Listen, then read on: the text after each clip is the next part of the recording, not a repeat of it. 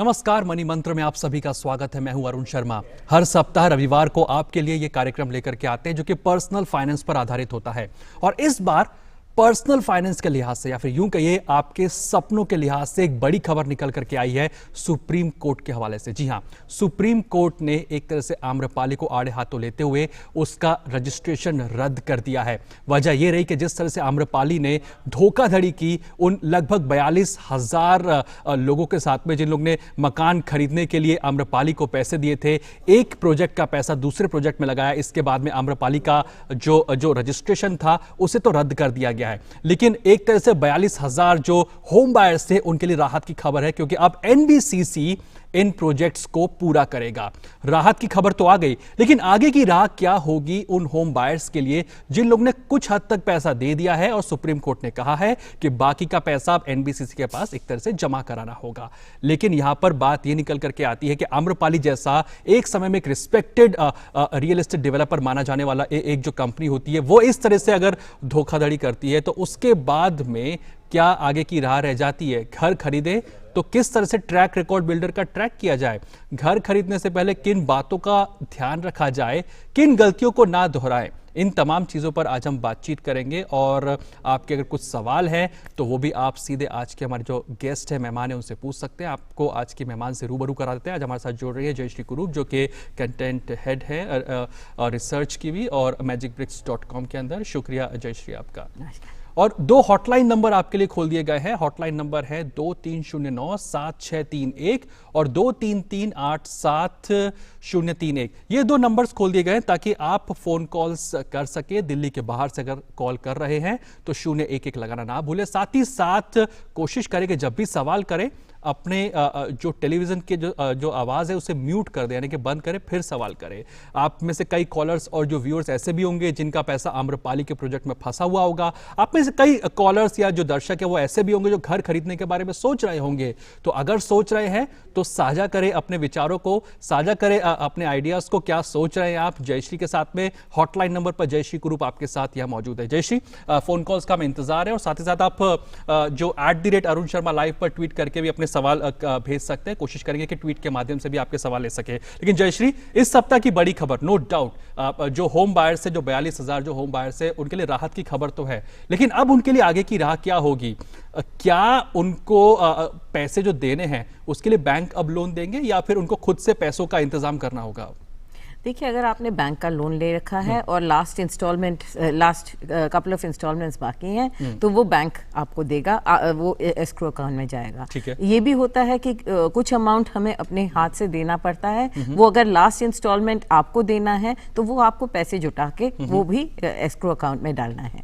ये good news ये है कि जो पैसा जाएगा वो सिर्फ आपके प्रोजेक्ट बनने में लगेगा और किसी चीज़ में नहीं, ना डेट सर्विसिंग में लगेगा, ना सैलरीज देने में लगेगा, सिर्फ वो मकान बनाने में यूज होगा। This is a very good thing.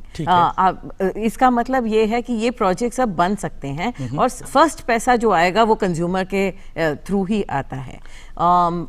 फिर जो सुप्रीम कोर्ट ने ये भी कहा है कि जिन लोगों को आम्रपाली के थ्रू लार्जेस्ट मिले हैं, पैसे मिले हैं, वो खुद आके इस एस्क्रो अकाउंट में अपने पैसे जमा कर दें, वरना कार्यवाही के थ्रू उन पे पेनल्टी लगेगा। और ऑलमोस्ट 1 दशक का इंतजार किया इन होम बायर्स ने, लेकिन अभी भी सुप्रीम कोर्ट ने कहीं मेंशन नहीं किया कि इस डेडलाइन के अंदर एनबीसीसी प्रोजेक्ट्स को कंप्लीट कर देगा। क्या कोई डेडलाइन है इस समय पर? होम बायर्स जो सोच रहे हैं, क्योंकि अगर मैं उनके पर्सपेक्टिव से समझने की कोशिश करूं तो होम बायर्स ये सोच रहे चलिए पैसा जमा करा देते हैं, 10 साल का इंतजार ऑलरेडी हो चुका है, लेकिन कोई डेडलाइन अभी भी नहीं है। क्या आगे 4 साल लगेंगे, 5 साल लगेंगे, कितना और इंतजार करना पड़ेगा? कुछ लोगों की तो आधी उम्र निकल चुकी है इस प्रोजेक्ट का इंतजार करते करते। तो वो होम बायर्स को आप किस तरह से आप गाइड कर पाएंगे कि क्या कुछ आगे की राह रह सकती है?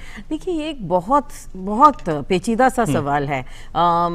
पैसे अभी आए नहीं है। बिना पैसों के पैसे अगर बैंक में होते कि इतने पैसे लगेंगे और इतने पैसे आ गए हैं, तब तो सुप्रीम कोर्ट कहे कि 1 महीना, 3 महीना, 10 महीना में खत्म कर ले। अभी तो वो पैसे वापस लाने में जुटा हुआ है। सबसे पहले पैसे आएंगे तब आम्रपाली के मकान बनेंगे और एनबीसीसी को भी वो टाइमलाइन देने के लिए एक पैसों का बैंक होना चाहिए। वो अभी हुआ नहीं है, वो उसी की कोशिश अभी जारी है। ठीक है, एक कॉलर ले लेते जयश्री यहाँ पर हमारे साथ जेके शर्मा जुड़ रहे हैं पंचकुला से, उनका सवाल लेते हैं। शर्मा जी नमस्कार, मनी मंत्र में स्वागत है आपका। क्या सवाल है आपका? हाँ प्लीज, मैं ना फॉर्म सरल जो है, हाँ ITR 1, ये तो आप इनकम टैक्स का सवाल कर रहे हैं। आज हम जो बात कर रहे हैं वो केवल रियल एस्टेट सेक्टर को लेकर के कर रहे हैं। तो एक बार मैं फिर से दोहरा दूं, पिछली दफा आपका था, मैं ट्राई करता रहा। पिछली हाँ, दफा जो आपका था ना इनकम टैक्स के बारे जी में बिल्कुल, था। जो पिछले सप्ताह हमने किया था। हाँ, तो मुझे आपका नंबर ही नहीं मिला, वो एंगेज आता क्षमा चाहेंगे शर्मा जी, क्योंकि कई सारे कॉलर्स के कॉल आ रहे थे, आपका हम कॉल नहीं ले पाए। लेकिन क्या कोई मकान के बारे में सवाल करना चाहते हैं, घर खरीदने के बारे में अगर सोच रहे हैं या बजट में जो मकान? मैं तो सिर्फ इनकम टैक्स के फॉर्म में थोड़ी क्लैरिफिकेशन चाहता हूँ बस। ठीक है, शुक्रिया। कोशिश करेंगे कि आगे आपके सवाल हम ले सकें, लेकिन आज का जो ये शो हम कर रहे हैं, जो कार्यक्रम है, ये पूरी तरह से आधारित है रियल एस्टेट सेक्टर को लेकर के। लेकिन जयश्री, यहाँ पे एक सवाल और भी उभरता है। आम्रपाली, ये जो प्रीमियम बिल्डर्स माने जाते हैं आज की तारीख में, ये माने जाते हैं कि बहुत लैविश मकान बना करके देते हैं, बहुत अच्छे घर बना करके देते हैं। अब जब एनबीसीसी इन प्रोजेक्ट्स को पूरा करने जा रहा है, तो क्या वही क्वालिटी मिल पाएगी? क्योंकि जिस तरह से अब प्रोजेक्ट की बुकिंग की गई थी, तो बताया गया होगा कि आपको 3 BHK में अब ये टाइल्स मिलेंगी, विट्रीफाइड टाइल्स मिलेंगी, बाथटब्स दिए जाएंगे। तो क्या ये जो कमिटमेंट्स उस समय पर किए गए थे, एनबीसीसी क्या उसको पूरा कर पाएगा या एक बेसिक मकान देकर के पूरा करेगा उसे? मुझे नहीं लगता है वाटर डाउन करेंगे। NBCC is a good construction company, और एनबीसीसी को इसीलिए दिया जा रहा है कि वो इसका कंप्लीशन कर सकें। उसका ये मतलब नहीं कि ऐसे तैसे बना के दे दें। आपका मकान अभी भी आपका एक बिल्डर बायर एग्रीमेंट है, उस एग्रीमेंट में आपके पास जो भी स्पेसिफिकेशंस हैं, उसी स्पेसिफिकेशंस के मकान आपको मिलेंगे। अगर नहीं मिला तो आप रेरा के पास, एनबीसीसी ने भी बनाया हो, आप रेरा के पास जा सकते हैं, क्योंकि रेरा वो हर क्लॉज को इंप्लीमेंट करेगा जो आपके बिल्डर बायर एग्रीमेंट में है। तो ये ना सोचे कि अब पहले हमने प्राइवेट डेवलपर से लिया था और अब आम्रपाली और अब एनबीसीसी से ले रहे हैं और एनबीसीसी उसको वाटर डाउन करेगा। वो पॉसिबल नहीं है। एक बिल्डर बायर एग्रीमेंट के बेसिस पे ही ये जाएगा। ठीक है, ये कंप्लीशन सर्टिफिकेट के पहले क्या बैंक्स लोन पास करेंगे? यानी कि अगर इसको और आसान भाषा में समझे कि कई जो होम बायर्स उन्होंने अलग अलग स्टेजेस में पैसा लगा करके रखा हुआ है, अब क्या बैंक लोन देने में कुछ स्पेसिफिकेशंस मांगेगा, या फिर सिंप्लीफाई करके अगर इसको समझे कि अगर आपके पास आम्रपाली का प्रोजेक्ट है तो आपको फाइनेंसिंग हो जाएगी एक तरह से बैंक्स के द्वारा? देखिए, जब सुप्रीम कोर्ट ने ये वर्डिक्ट दिया है कि बाकी ये एस्क्रो अकाउंट में जाएगा, तो ये रेरा के नियमों के हिसाब से है। उनका रेरा रजिस्ट्रेशन अभी कैंसिल हुआ है आम्रपाली को जो दिया गया है, मगर एनबीसीसी जो बनाएगी उस पे रेरा का की नजर है। तो आपका जो पैसा जाएगा वो बैंक्स लेंड कर सकते हैं, और वो इसको एक तरह से ना इसको क्लियर किया गया है कि अब आप इस पे पैसा डाल सकते हैं, ये बनेगा और ये खत्म होगा। चलिए, तो बड़ी बात निकल करके ये आती है कि जो सुप्रीम कोर्ट के आदेश के बाद में एक बात तो तय हो गई कि आपका जो प्रोजेक्ट लगभग 1 दशक से फंसा हुआ था वो पूरा जरूर होगा। और पूरा होने का मतलब यह है कि हो सकता है थोड़ी दिक्कतों का सामना करना पड़े, थोड़ा और इंतजार आपको करना पड़े, लेकिन एक बात की श्योरिटी है कि आज नहीं तो कल आप अपने मकान में बैठे होंगे, जो आम्रपाली का प्रोजेक्ट है वो पूरा जरूर होगा। चलिए एक छोटा सा ब्रेक यहां पर लेते हैं, और ब्रेक के बाद जब लौटेंगे तो ये समझेंगे कि किसी भी बिल्डर का ट्रैक रिकॉर्ड कैसे चेक किया जाए। घर अगर आप खरीदने वाले हैं तो अब किन बातों का ध्यान रखा जाए। दूसरी बात कि बजट में कई बड़े ऐलान किए गए जो कि होम डिमांड को, यानी कि जो घर खरीदने के लिए जो डिमांड क्रिएट करने की जरूरत है उस पर फोकस करता है, तो उसका फायदा आप किस तरह से उठाएं, इन तमाम मुद्दों पर बातचीत करेंगे। आप बने रहिए मनी मंत्र के साथ।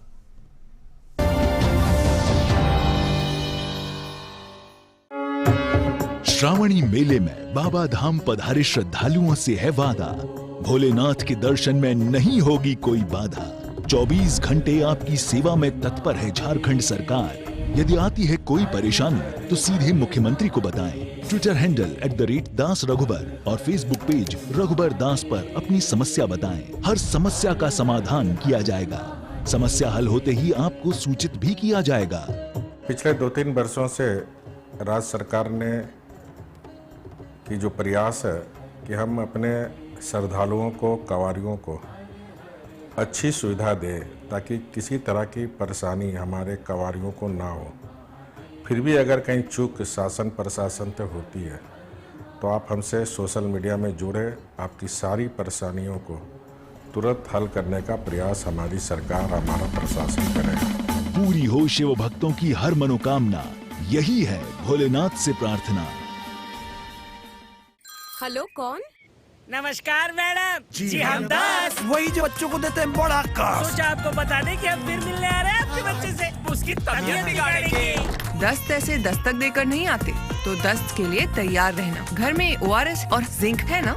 दस्त की इलाज में देरी हुई तो शरीर में पानी और पोषण की कमी जानलेवा हो सकती है। इसलिए दस्त शुरू होते ही ORS और जिंक शुरू करें। दस्त के लिए तैयार रहना। घर में ORS और जिंक है ना?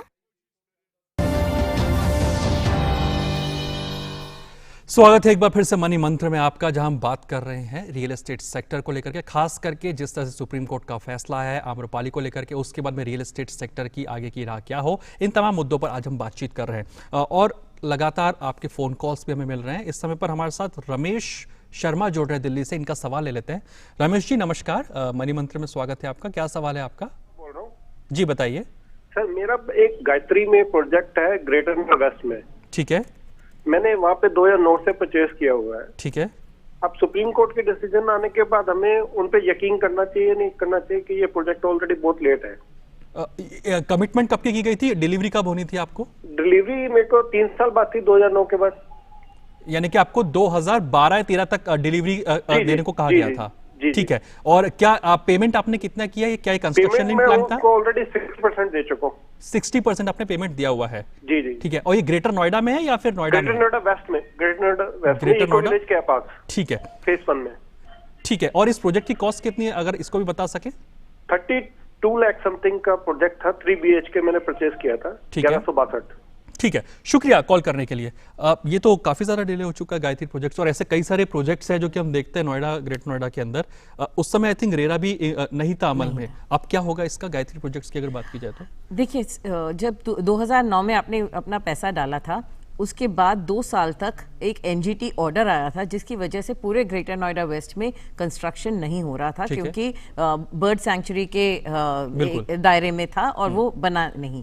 वो सॉर्ट आउट हुआ। उसके बाद डेवलपर ने अभी तक सिर्फ 10% पैसे दिए हैं अथॉरिटी को।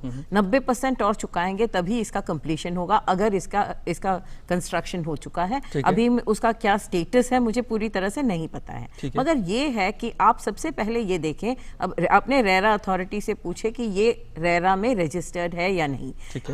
हर निवेशक को ये करना चाहिए कि आपने जिस प्रोजेक्ट में भी पैसा डाला है, सबसे पहले आपके रेरा अथॉरिटी से पता करें कि वो रेरा में रजिस्टर्ड है या नहीं। अगर वो रजिस्टर्ड नहीं है, यूपी रेरा बहुत सख्ती से कार्यवाही कर रही है कि हर प्रोजेक्ट जो बेचा गया है वह रेरा में रजिस्टर्ड हो। एक बार रेरा में रजिस्टर्ड हो तो रेरा अथॉरिटी उसकी जांच कर रही है, उसमें कंज्यूमर्स के साथ कोशिश कर रही है कि ये कंप्लीट हो जाए। ठीक है। एक और चीज है कि रेरा अथॉरिटी ने ये कहा है कि आप बहुत कॉन्फ्रंटेशनल स्ट्रैटेजी ना लें, आप एक डेवलपर के साथ मुठभेड़ में ना आए, रेरा के थ्रू एक कॉम्प्रोमाइज हो जाए ताकि आपको घर मिले जल्दी से जल्दी। डिले तो हो गया है, अब सब मानते हैं कि डिले हो गया है। अब आप रेरा के साथ बैठ के डेवलपर से वो कितनी जल्दी बनवा सकते हैं। लेकिन बात ये निकल करके आती है कि डिसिप्लिन्ड ये जो बिल्डर्स है अभी तक क्यों नहीं हो पा रहे हैं।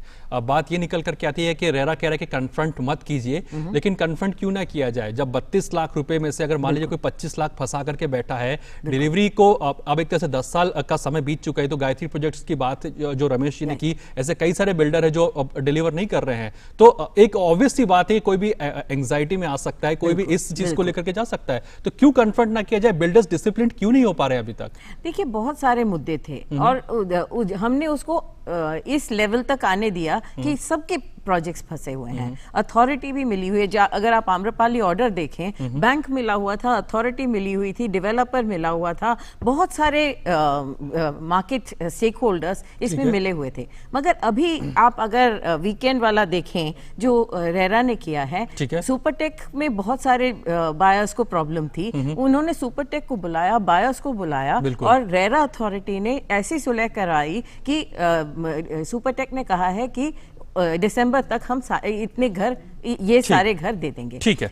यू वांट अ सोल्यूशन, है ना? आप लड़ना चाहते हैं, मगर आप लड़के जीतना चाहते हैं तो जीत यही होगी कि आपका घर बन जाए। ठीक है, चलिए नीरज का सवाल ले लेते हैं, गुरुग्राम से हमारे साथ जुड़ रहे हैं। नीरज नमस्कार, क्या सवाल है आपका?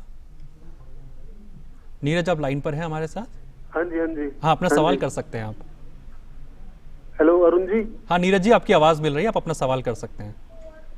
सर मैंने ना 2011 में फेरिस इंफ्रास्ट्रक्चर दारूहेड़ा से एक फ्लैट खरीदा था इधर। नाम क्या बताया प्रोजेक्ट का? Ferris infrastructure private limited. Okay.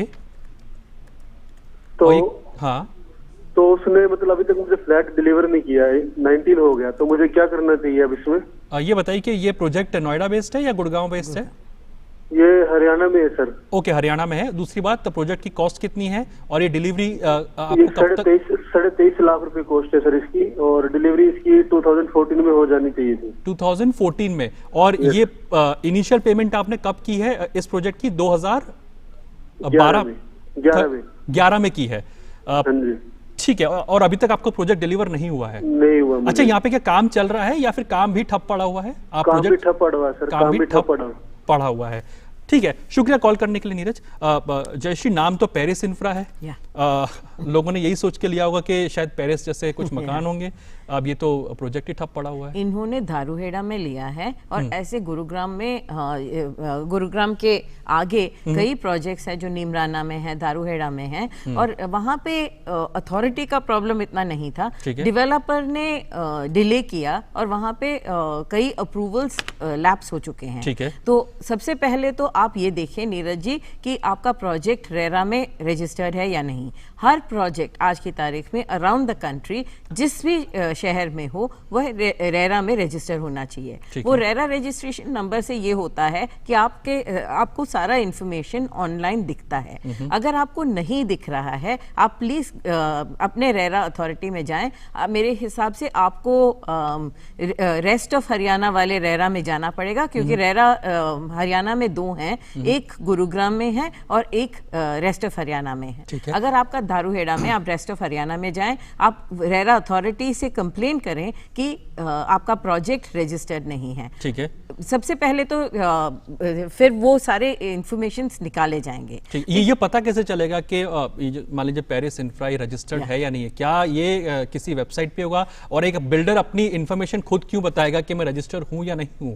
और एक और सवाल, प्री रेरा का एक जो रेजीम और पोस्ट रेरा आने के बाद में एक रेजीम, क्या सभी बिल्डर्स को रेरा में रजिस्ट्रेशन कराना मैंडेटरी है? और अगर है तो अभी तक इन बिल्डर्स ने क्यों नहीं कराया है? क्या इस बात पर भी सवाल नहीं उठने चाहिए? बिल्कुल। सबसे पहले तो ये है कि आगे जो भी प्रोजेक्ट्स लॉन्च होंगे वो रेरा में रजिस्टर होंगे। रेरा रजिस्ट्रेशन के बगैर आप एक प्रोजेक्ट का एड भी नहीं निकाल सकते। कई रेरा अथॉरिटीज डेवलपर्स को पकड़ चुकी हैं। ठीक है। जो पुराने वाले प्रोजेक्ट्स हैं, अगर वो हैंडओवर नहीं हुआ, उसमें कंप्लीशन सर्टिफिकेट नहीं मिला है, वह भी रेरा में रजिस्टर्ड होना चाहिए, क्योंकि वो ऑनगोइंग प्रोजेक्ट कहलाता है। ऑनगोइंग प्रोजेक्ट्स को रेरा में रजिस्टर करने से आपको क्या फायदा होगा? आप उस प्रोजेक्ट को के सारे डिटेल्स देख सकते हैं। हर क्वार्टर में डेवलपर को वहां पे डालना है कि कितने पैसे आ चुके हैं, कितने पैसे स्पेंड कर चुके हैं, और अगर उन जो भी पैसा आप वो लेते हैं वो एक एस्क्रो अकाउंट में ही ले सकते हैं। एस्क्रो अकाउंट का मतलब ये है कि वो मॉनिटर्ड है, वो चार्टर्ड अकाउंटेंट, आर्किटेक्ट सबके सिग्नेचर लेना पड़ता है कि इतना काम हो चुका है, तभी वो ले सकते हैं। चलिए राजा राम जी का सवाल ले लेते हैं, इंदौर से हमारे साथ जोड़ रहे हैं। राजा राम जी नमस्कार, क्या सवाल है आपका? अरे सर, मेरे को ये लोन चाहिए थे, लोन नहीं मिल पा रही है मकान के लिए। मकान के लिए लोन नहीं मिल पा रही है। कुछ चीजें आप इंदौर में मकान लेना चाहते हैं, इसके लिए लोन चाहिए? हाँ जी। एक और चीज, आप जो प्रोजेक्ट खरीद रहे हैं, क्या वो मकान बन रहा है या बन चुका है, या आप जमीन के एवज में लोन लेना चाहते हैं? सर वो प्लाट लिया है तो प्लाट पे बनवाना है सर मेरे। अच्छा, आपको बनवाना है, कंस्ट्रक्ट करवाना है। ठीक है। हाँ। ठीक है, कुछ और पूछना चाहेंगे जयश्री आप? राजा राम जी, आप फॉर्मल पे स्लिप मिलता है? आप कहीं कहाँ काम आपका कितनी आमदनी कितनी है आपके इस समय पर? सर मेरे को 12-13 हजार मिल जाते, गाड़ी चलाता हूँ। आप गाड़ी चलाते हैं। और जो घर खरीदने की जो बात कर रहे हैं, कितना लोन मांग रहे हैं आप बैंक से? कितने लोन की जरूरत है? सर 5 लाख में हो जाएगा सर मेरा काम। 5 लाख में हो जाएगा। और आपके पास जमीन आपकी है? नहीं मैडम, वो प्लाट लिया है मैंने। फ्लैट, अच्छा जो मैं समझ पा रहा हूँ कि आई थिंक 5 लाख के आसपास का ही मकान शायद लेना चाह रहे हैं, उसमें कुछ कंस्ट्रक्शन का भी मेरे ख्याल से काम होगा थोड़ा बहुत, ये जो मैं शायद कुछ डॉट्स को अगर ज्वाइन कर पाऊँ तो। लेकिन क्या है, प्रधानमंत्री आवास योजना को आई थिंक टच अपॉन कर लेते हैं यहाँ पर, क्योंकि 5 लाख तक का घर है, सैलरी भी इनकी 15,000 के आसपास है अगर मंथली सैलरी को समझे, तो इसको किस तरह से ये अप्लाई कर सकते हैं, कहाँ जाना होगा इनको ताकि ये उस ब्रैकेट में आ सके, प्रधानमंत्री आवास योजना के तहत ये लोन ले सके और आगे जा सके? राजा राम जी, सबसे पहले तो आपको एक बैंक अकाउंट चाहिए। आपका जो 13-15 हज़ार आप की आमदनी है, इसको आप जैसे आपके पास आमदनी आती है इसको बैंक में डालें और उसमें से निकाल के स्पेंड करते रहें। मगर इससे क्या होगा कि आप जैसे लोगों को जो जिसके पास एक सैलरी स्लिप नहीं होती है, मगर अगर आप अपने अकाउंट में डालें और अकाउंट से निकालें तो एक क्रेडिट हिस्ट्री सा बन जाता है कि आपके पास इतने पैसे आ रहे हैं। दूसरी चीज़ ये है कि आप अपने बैंक में जाएं और आप बैंक से एक लोन के लिए एप्लीकेशन डालें। जब आपको एक बैंक लोन मिलेगा, आपकी आमदनी के हिसाब से आपको प्रधानमंत्री आवास योजना में जरूर पैसे मिल सकते हैं। प्रधानमंत्री आवास योजना में मेरे हिसाब से 1.5 लाख के करीब सेंट्रल गवर्नमेंट देती है, 1.5-2 लाख स्टेट गवर्नमेंट देती है। आपको लोन मिल सकता है, मगर आपको प्रूव करना पड़ेगा कि इतना पैसा आपके पास आता है। अगर आप खाली कैश में लेते हैं और उसको स्पेंड कर देते हैं तो कहीं पे कोई रजिस्ट्रेशन नहीं होती। ठीक है। अगर ऐसा है और अभी तक आपने नहीं किया है, और अगर आप अपना इनकम टैक्स रिटर्न नहीं फाइल कर रहे हैं, अगर इनकम टैक्स रिटर्न फाइल करें तो एक डॉक्यूमेंटेशन हो जाता है कि मेरे पास इतने पैसे आए, मैंने इसको खर्च कर दिया। 5 लाख तक किसी को इनकम टैक्स देने की जरूरत नहीं है, मगर उसको आप रजिस्टर करें कि मेरे पास इतनी आमदनी आ रही है, आपको लोन मिल सकता है। ठीक है। इसके अलावा आपको एक क्रेडिट लिंक सब्सिडी स्कीम का फायदा हो सकता है। अगर आप बैंक लोन लें तो बैंक में ही बताएं कि मुझे CLSS लोन सब्सिडी की जरूरत है। बिल्कुल। आप उस वहां पे वो अपना फॉर्म भरवाएं, आपको 2,70,000 या 78,000 के करीब आपको सब्सिडी और मिल जाएगी। ठीक है, चलिए शो को समाप्त करने का समय आ गया, लेकिन चलते चलते आपसे बहुत ही संक्षिप्त में समझना चाहूंगा, क्योंकि जिस तरह से हम देख रहे हैं कि प्रोजेक्ट्स पूरे नहीं हो पा रहे हैं, लेकिन सवाल मेरा आखिर में यही है जो मुझे इंट्रोस्पेक्शन करने पर मजबूर कर रहा है कि कहीं पे अगर 2 BHK अगर महंगा मकान मिल रहा है और उसके सामने अगर 4 BHK का एक सस्ता मकान मिल रहा है लेकिन वो अंडर कंस्ट्रक्शन है, एक होम बायर क्या करे? उस 4 BHK की तरफ जाए जो कि अंडर कंस्ट्रक्शन है, या फिर 1 BHK 2 BHK खरीद ले जो कि रेडी टू मूव इन है? क्योंकि ये बड़ा एक डिलेमा रहता है किसी भी होम बायर के अंदर। क्या आज का मनी मंत्र होगा और क्या इसका आप जवाब देंगी? आप रेडी टू मूव इन लेंगे तो आपके पास कोई रिस्क नहीं रहेगा। घर बना है, आप देख सकते हैं कितना लिविंग स्पेस है और वो कैसे बना हुआ है, और उसमें अगर उसमें कंप्लीशन सर्टिफिकेट है, उसका रेरा रजिस्ट्रेशन हो चुका है, आप उसी को ले, उसमें आपको रिस्क नहीं है। अगर आप अंडर कंस्ट्रक्शन लेना चाहें क्योंकि वो थोड़ा सा सस्ता है, तो जरूर देखें कि उसमें एक रेरा रजिस्ट्रेशन नंबर होना चाहिए और उसमें सारे अप्रूवल्स होने चाहिए। रेरा रजिस्ट्रेशन, रेरा अथॉरिटी के वेबसाइट में जाएं तो सारे अप्रूवल्स का लिस्ट आपको दिखेगा। अगर नहीं दिखेगा तो आप रेरा में जाके पूछ भी सकते हैं। ठीक है, शुक्रिया आज शो पर आने के लिए जयश्री जी, और तमाम क्वेरीज को सुलझाने के लिए और सिंप्लीफाई करने के लिए कि आखिर आगे की राह क्या होगी उन आम्रपाली के होम बायर्स के लिए। शुक्रिया। तो आज मनी मंत्र के इस अंक में इतना ही, जहां हमने समझा कि आखिर घर खरीदना जो सपने को पूरा करने जैसा होता है, अगर उसको पूरा करना है तो थोड़ी रिसर्च आपको भी करनी होगी। थोड़ा आपको देखना होगा कि आप जहां खरीदने जा रहे प्रोजेक्ट्स को उसका ट्रैक रिकॉर्ड क्या है। खरीदने से पहले अपनी रिसर्च जरूर करें। यही आज का मनी मंत्र निकल करके आता है। और जो आम्रपाली के जो होम बायर्स हैं उनके लिए राहत की खबर है, आपको घबराने की कोई जरूरत नहीं है, क्योंकि सुप्रीम कोर्ट का एक तरह से बड़ा फैसला है कि आपके जो मकान है, यानी आपका जो सपना है, वो पूरा होकर के जरूर रहेगा। बहरहाल आज के मनी मंत्र में इतना ही, मुझे दीजिए इजाजत। नमस्कार।